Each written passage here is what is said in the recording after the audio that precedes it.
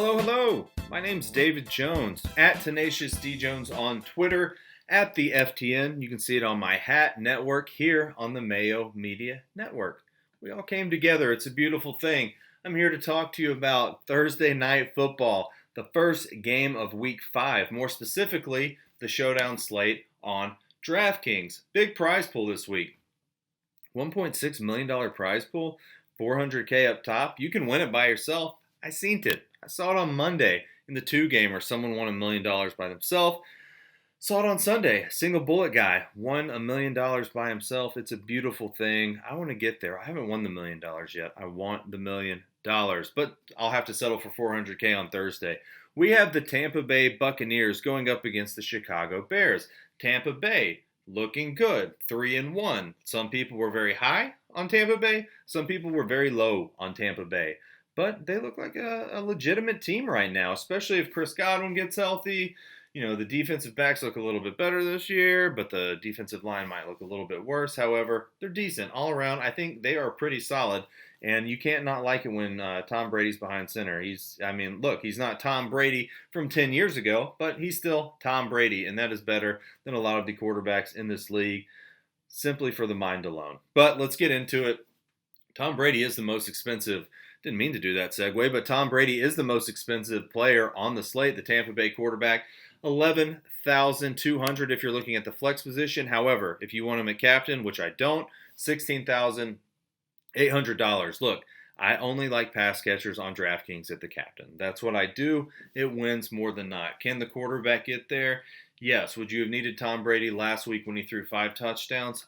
You would have. But I don't think he's going to throw 5 touchdowns again this game. I'm going to skip over him at the captain spot.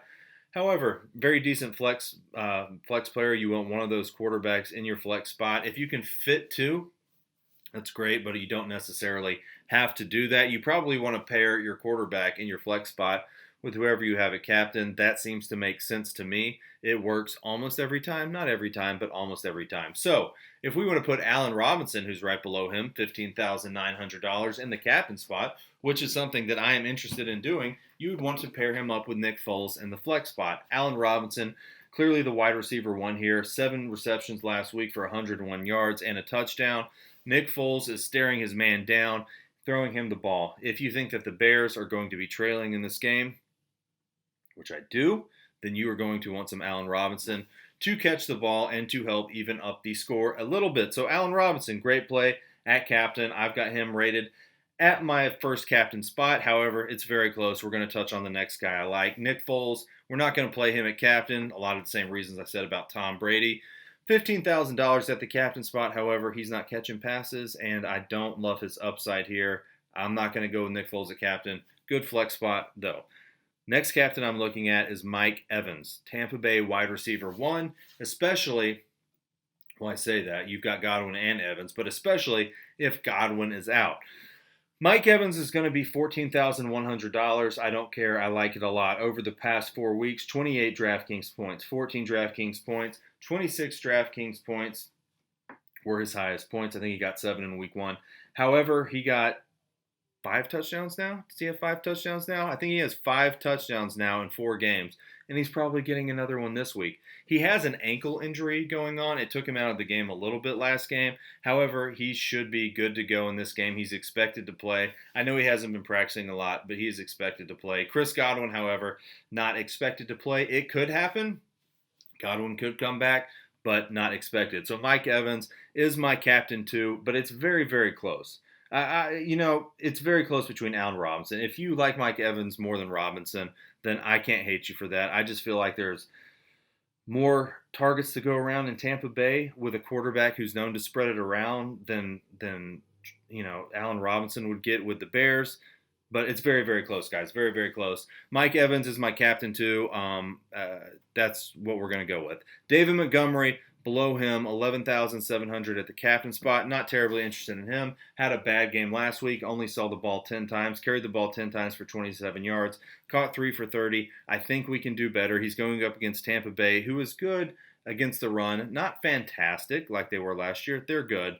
I don't think I want to go there. Below him, you have Scotty Miller, little priced up, has a questionable tag by his name too, dealing with a hip and a growing injury, gets a bump, of course, with no Godwin there. Last week, 7 targets, 5 receptions, 19.3 DraftKings points for a tutty. I don't think he's going to have that big of a game, but it helps when Godwin's out. However, I find him to be priced a little high to consider him at the captain. I would rather fall back on someone like a Justin Watson for a lot less money at a captain spot who's going to slide into that, not Chris Godwin role, but get more snaps because Chris Godwin's out for a lot cheaper price. So, Scotty Miller, not on my captain list, fine for flex. Below him, you've got Jimmy Graham. No, we're going to go back up because I skipped Ronald Jones because I like Ronald Jones a lot at captain. So we don't know if Leonard Fournette is going to play. If I'm Tampa Bay and there's any question if he's 100% healthy, I'm probably going to hold Fournette out because you're trying to make a run here. You don't need to go get Leonard Fournette, who is still a good running back. Looked good the week before this. You don't need to go get him hurt. You want to keep him very, very healthy. Ronald Jones would be 7,400 at the flex, but I like him at captain. Last week he got 20 attempts for 111 yards going up against the Chargers. However, what really interests me was how he was utilized in the pass game. 9 targets with no Godwin last week. That's a lot for Ronald Jones. I don't remember ever seeing Ronald Jones get that many targets. He had 6 receptions. Yes, he only got 17 yards, but the opportunity was there. He's just got to break one. He needs to catch 4 or 5 balls this week, and that makes him a very good captain to me, especially if he's going to get utilized on the ground for close to 20 rushing attempts again. I don't think he gets to 20 again because that's a lot. But if there's no Leonard Fournette, Ronald Jones is very good. So my top captains, Allen Robinson, Mike Evans, Ronald Jones. We talked about Miller. Let's go down to Graham. He's had a bit of a resurgence this year. He's still wearing that Green Bay jersey in the DraftKings picture. Bit of a resurgence this year. 3 touchdowns on the year. Last week, not such a great game, but still got you to 7.3. It's decent for 6.8K on DraftKings if you're looking at him at the captain spot, but I'm not. He's down at 6.8K. Yeah, did I do that right? No, I didn't do that right. He's 6.8K at the flex spot. He's okay. He's going to clearly be the tight end 1 tier. The matchup is, not fantastic, but not terrible. And the matchups on defense are all pretty close. Graham, he's okay at the flex. You've got Anthony Miller below him. I do somewhat like Anthony Miller here going up against Sean Murphy-Bunting for the most part. I think it's the 3rd best wide receiver matchup on the board. If you don't have Allen Robb or you don't have Darrell Mooney, then you're probably going to want Anthony Miller. I like Anthony Miller a pretty good amount for his price at $6,400 on this slate. I know he doesn't get it together every week. I know he put up a donut against the Giants somehow, but when then he got a soft spot like the Atlanta Falcons a couple weeks ago, got himself a tutty, got 13 points. He should be targeted in the end zone. He's kind of going off every other game. It's time again going up against Tampa Bay. It could definitely happen. If we want to start digging a little bit more, you're looking at the Tampa Bay tight ends, but there's a lot to choose from, right? You've got Gronkowski, you've got Brady, you've got O.J. Howard. Who's going to be the guy this week? It's going to be Russian roulette. Actually, it's definitely not going to be O.J. Howard because O.J. Howard is on injured reserve. So you have Rob Gronkowski and you have Cameron Brate. Last week, Cameron Brate got the touchdown. This week, prime time, Gronkowski could be Gronkowski. He's more expensive than Cameron Brate. However, they need to get him going.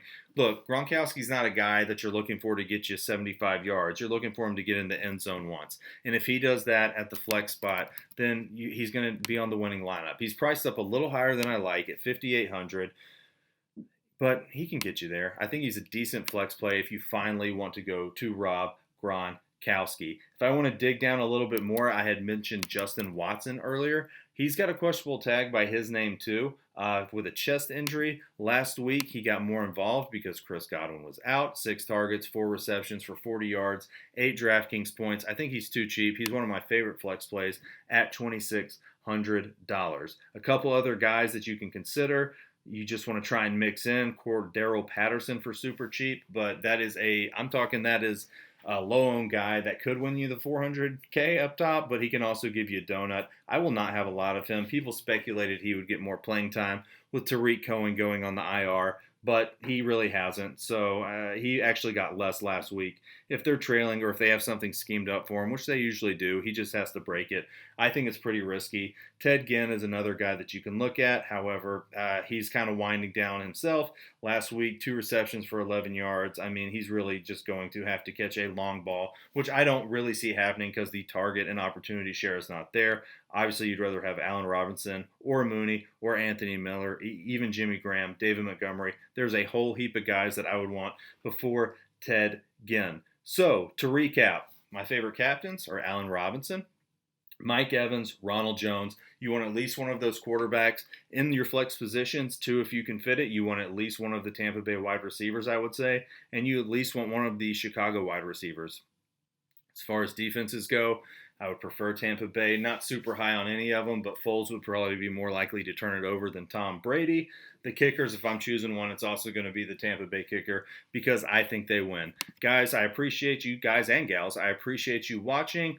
Please hit the like button on the right below on the YouTube here, or if you're listening to a podcast, please subscribe. We appreciate it very much. Please come over to FTN Daily or FTN Bets and check out our content. And we will see you in Week 6, guys and gals. Good luck. Thanks.